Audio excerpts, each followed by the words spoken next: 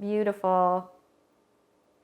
So this makes a wonderful main entree. If we take this to a potluck and I'm the only one there that brought anything that is plant-based, this can be my whole meal because it has the edamame in it, it has the quinoa in it, so it can be very satisfying. You can put it over a bed of greens and then just have this as your main dish salad, and it's delicious.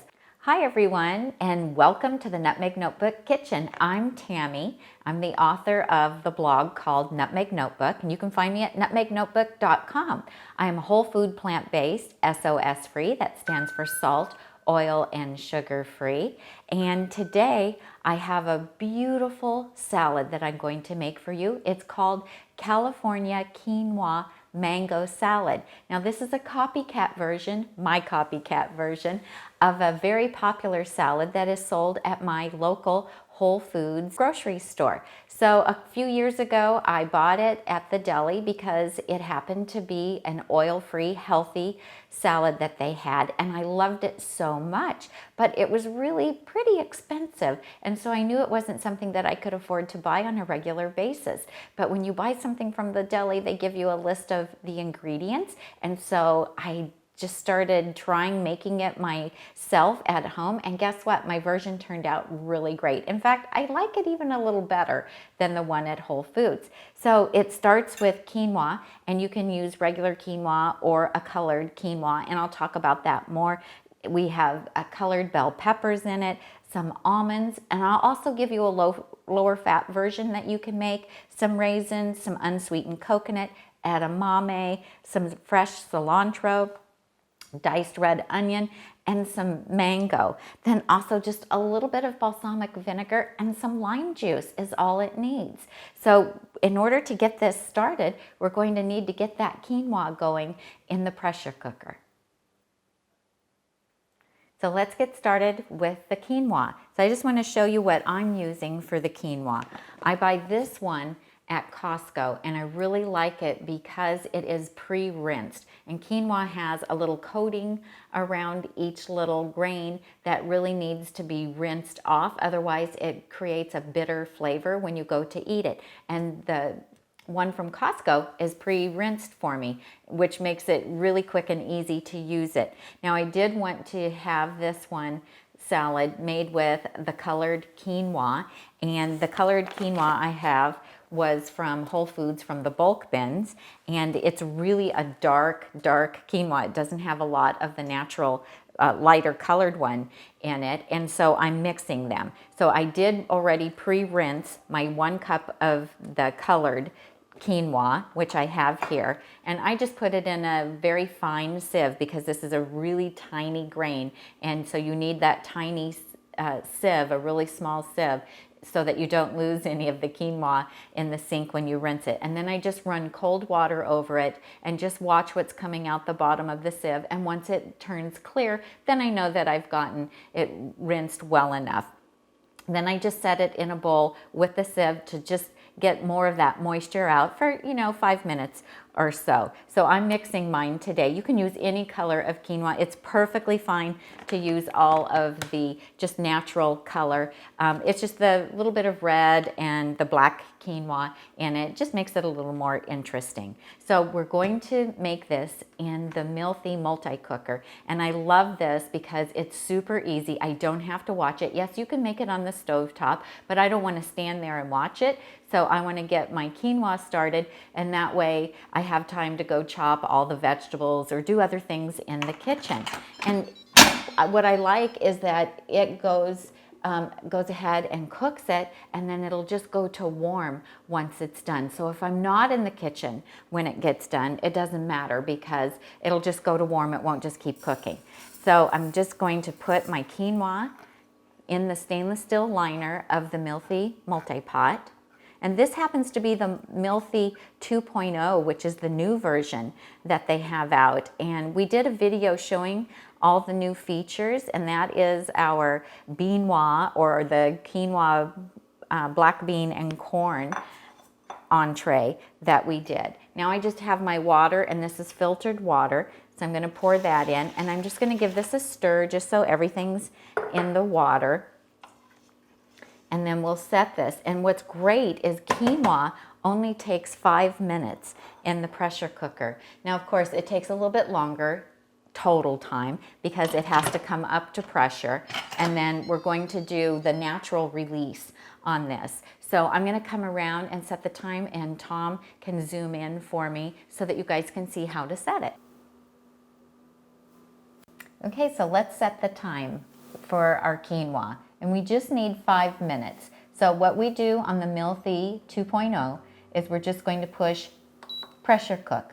And then you see it's on preset 1 because I made quinoa in this before for 5 minutes, high pressure, and auto release. I can change the pressure if I want. If I wanted it to be quick release, I could change it to quick, but we're going to do natural. And you get 3 preset settings options on the Mealthy 2.0. So that beeping is just telling me that it's set and it's getting started, and it tells me what it's doing right now. So it tells me it's on preset 1, on high pressure, natural release, and I have it set for 5 minutes.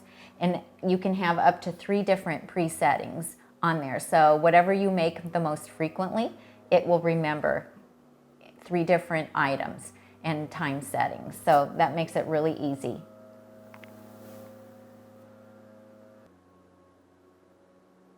Hey, another different feature about the Mealthy 2.0 multi-cooker is the steam valve. So you don't have to worry about moving this and putting it on sealing. It automatically does it for you.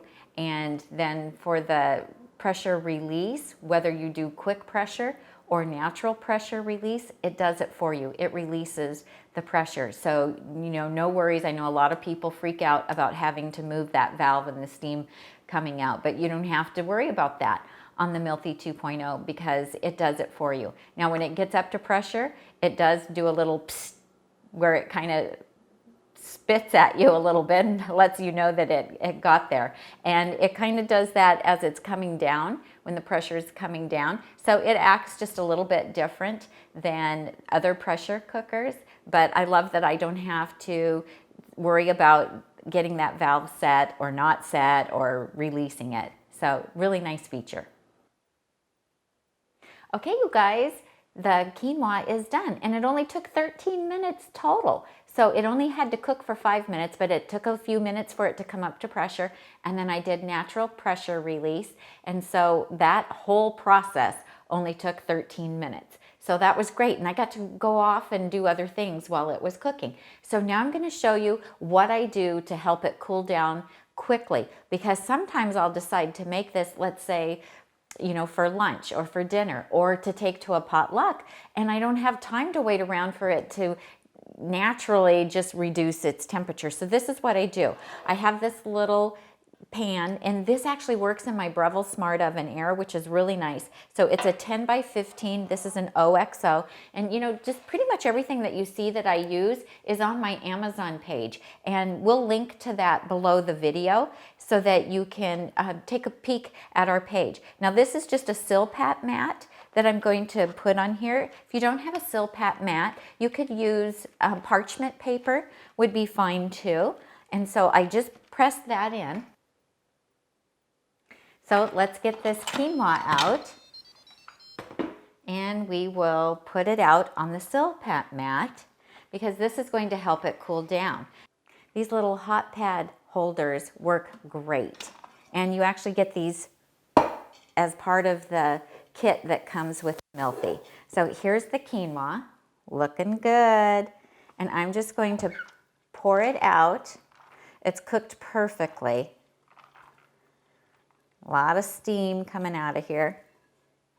Now what I do is I just spread it out on this little cookie sheet, and then I'll stick it in the fridge, and in about 10 minutes or so it will have cooled down enough that I can proceed and make my salad. Oh, I really like the color, how the color turned out. I'm glad I mixed the plain quinoa with the colored quinoa. This looks great.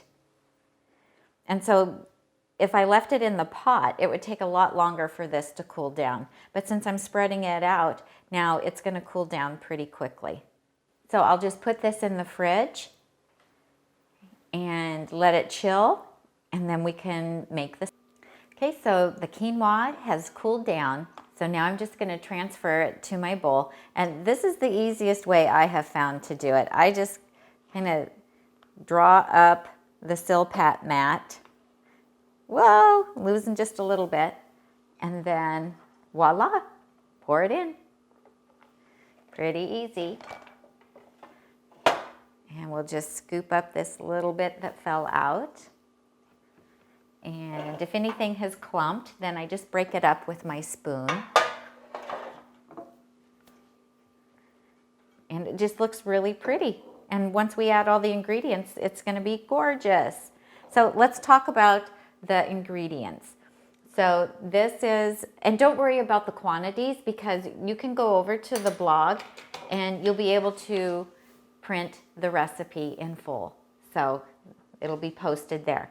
So this is edamame. I buy the organic, which is non-GMO, frozen edamame because it's already shelled for me at Whole Foods. And it has cooking instructions on the back of it, and I just do the instructions for cooking it on the stove in a little bit of boiling water for just like, 4 or 5 minutes, and then rinse it. If you rinse it with cold water, that will help stop the cooking process, and that makes it just perfect. So we're gonna put that in.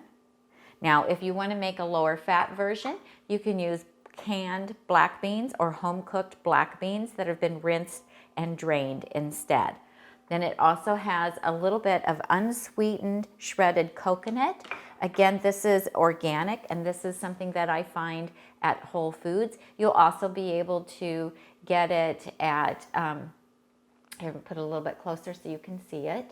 You should also be able to find this at health food stores if you don't have a Whole Foods where you live, and I'm sure you can buy it on Amazon as well. We'll look and see if we can add it to our Amazon store for you. Now, if you don't want the coconut, just leave it out. I know some people don't like coconut, and you don't have to have it. It's perfectly fine and tastes good. I've made it without the coconut, and it tastes just fine. Then we have a little bit of almonds. And these are just raw almonds, and you can leave these out too if you don't want for a lower fat version. If you don't do nuts, you could sub some jicama. And jicama is white and it's crunchy. It doesn't have a whole lot of flavor, but it does add a pretty nice white color to the salad, and it gives you the crunch that you get from the nuts. But I'm going to share this with my daughter and her family, so we're putting everything in today. And then you could use currants, raisins, you could use craisins if you can find them. Those are the dried cranberries, but it's really difficult to find them unsweetened. You can dehydrate your own if you want. You could use the dried cherries. You can find a lot of different dried fruits that are unsweetened at Trader Joe's. So I have golden raisins and then regular raisins. Now, if you go to your pantry and your raisins are a little bit dry, because you've had them for a while, what you can do is you can plump them with a little bit of boiling water. And I did that with these because mine were a little bit dry because I don't use a lot of dried fruit. So I just boiled some water, and then I just poured boiling water over the top of these in this container, and I let them set for about 15 minutes, and that just plumped them back up and made them nice so that I could use them in my salad. And then you just drain them and then pat them dry with a towel. So those are going in, and I use just a little bit of both just for color in here. Then bell pepper. I love the red and yellow and orange bell peppers because they're really sweet. They're packed with vitamin C, and they add a beautiful color to this as well as crunch. And if you're not going to use the nuts, but you still want that crunch, you could just use a little bit extra of the sweet bell peppers. I happened to find these at Costco. My Costco had organic tri-colored peppers this past week. So that was a really nice find. So then those go in. Okay, what else do we have? A little bit of cilantro. Now, if you're one of those people who doesn't like cilantro, you could surely use just Italian parsley would work great. Or if you happen to like mint, mint would be really refreshing, and it would go well with all the other flavors that are in this. And so this is like a half a cup, which was pretty much a whole bunch of the cilantro. So I go ahead and include the stems when I chop it if the stems are really thin. Now if they're the thicker, little bit more woody ones, then I'll go ahead and just peel the leaves off. So it just depends. You can already see how beautiful this is starting to look. Okay. Then we have a little bit of red onion, and I'm going to show you what I used to chop that, and that is my Vidalia chop wizard. And you see how beautiful it's cut, and it's all uniform. So if I'm making something that's going in the pressure cooker that's just going to get cooked, or I'm sauteing something, I try to rough cut it all about the same so it cooks at the same time. But if I'm doing a beautiful salad like this where it's going to be raw, then I really like it to be all a uniform size. And so I will use the Vidalia chop wizard. And let me show you, I'm using it to cut the mango for this. And this one, it comes with 3 different cutting blades. And so I used this smaller one here for my onion, and it does a beautiful job. So if you buy the chop wizard, the Vidalia chop wizard, you just want to make sure that you get this one that comes with the little added cleaning tool. So it's a few dollars more. We have it on our Amazon page, but let me tell you, this thing makes it so much easier to clean the grid when you're all done chopping. So I used the small one here to do my red onion, and it did a great job. It's beautiful. It does take a little bit, there's a little bit of a learning curve, learning how to cut things, to put them on the chop wizard. But once you get the hang of it, you'll be so glad that you have it, because it just makes the chopping so much easier. Now I'm using the little bit bigger one for my mango, and I bought this mango at Costco the other day. It was already peeled. It came in a container, and it was put in slices, and it's perfect. Sometimes it's not very ripe what they have, and other times it is. So you can see I just cut it a little bit just so it would fit nice on the chopper, and then you just go like this. It does make a big sound, so you just have to know that. And then I'll just put a couple more pieces on here just to show you how this works. It's great for apples, peppers, jalapenos, strawberries. Voila. And I like that it has the little measuring in it. It captures quite a bit. You can chop quite a bit before you have to dump it out. Now, if you don't have mango, I have made this with pineapple. Great with pineapple. I just buy a fresh pineapple and cut it. Actually, I have a video on how an easy tool to use for cutting your own pineapple. And take a look at that. That's on our YouTube channel as well. Then we're going to put the zest of 2 limes in here. So you always want to zest the limes before you juice them. So sometimes I forget, and oh, it's such a pain to try to get the zest off of these when you've already juiced it. So try to do it ahead of time. And so you just want to use a microplane, and you just want to get the colored part, the green. You don't want any of the white, because that's the pith and it's kind of bitter. So let's just stick with the green. And if you don't have fresh limes, that's okay. You can use the bottled. But if you do have the fresh limes, go ahead and utilize the zest, because it just adds a boost of flavor. And it adds a lot of color to the dish as well. So don't waste it.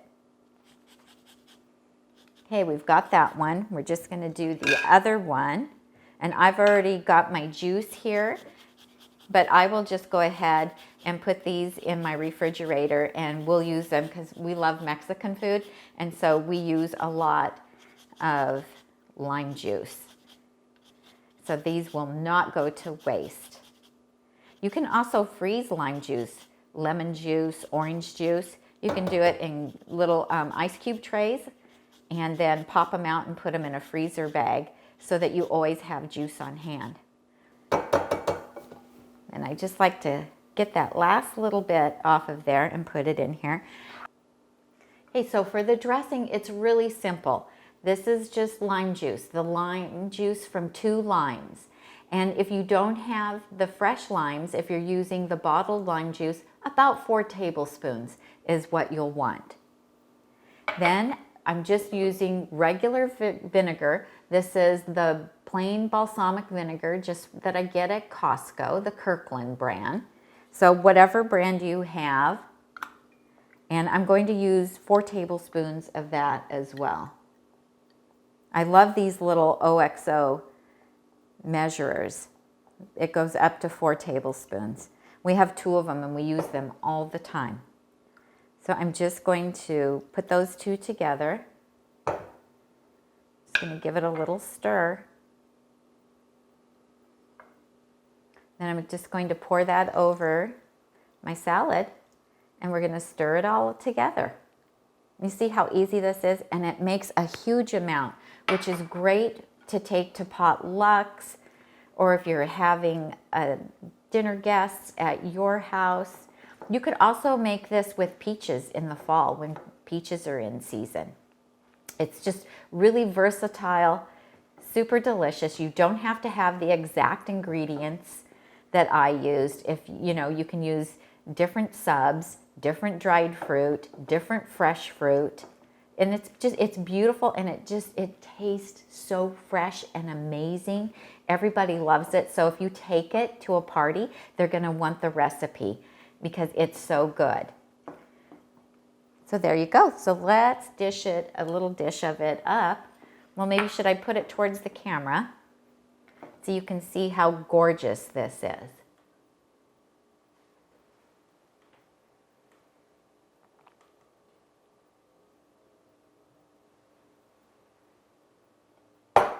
One day we hope to get extra cameras so we can give you guys different views and have one that's overhead so that you can have the top view when I'm putting things together. But all of that stuff takes money. And so one of these days we hope to do that. Beautiful. So this makes a wonderful main entree. If we take this to a potluck and I'm the only one there that brought anything that is plant-based, this can be my whole meal because it has the edamame in it, it has the quinoa in it, so it can be very satisfying. You can put it over a bed of greens and then just have this as your main dish salad, and it's delicious. Or you can use it as a side salad, have a veggie burger, or just corn on the cob and some of this and some sliced tomatoes. I mean, it's delicious. You can chop your salad, like we love our chopped salads for lunch, and then you can put a couple scoops of this over the top of your chopped salad. So I think I should taste test it for you, right? Because somebody has to.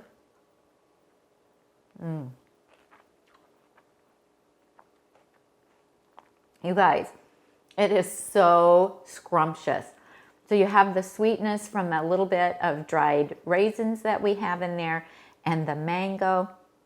You have the nutty crunch of the almonds. It's delicious. The edamame, the quinoa. It's wonderful. And if you like cilantro like I do, it tastes really, really good. So this is what we'll be having for lunch today on top of our chopped salads. And then I'm also going to take some over and share it with my daughter. So thank you so much for joining us today. If you like this video, please give us a thumbs up. Subscribe to our YouTube channel. And if you click on that little bell icon, every time we do a live show, which we do on Sundays at 4 p.m. Pacific time, or when we put a new recipe video up, you'll get a notification of that. And don't forget to go over to nutmegnotebook.com and subscribe to our blog as well. And when you become a subscriber, you get 2 exclusive recipes that are just for subscribers only. So I hope you enjoyed this today. I'm Tammy, and I help you get healthy and stay healthy one meal at a time. Thanks for joining me. Bye-bye.